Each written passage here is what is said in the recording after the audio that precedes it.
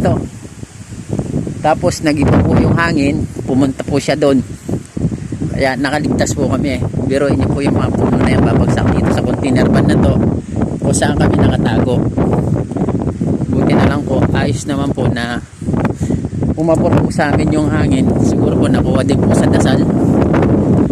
Ayan, talagang pinagpala pa po kami siguro.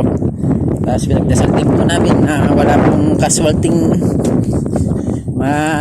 maano po sa amin, kahit na pare-pareho po kami nawalan ng kubo, tirahan. Salamat po.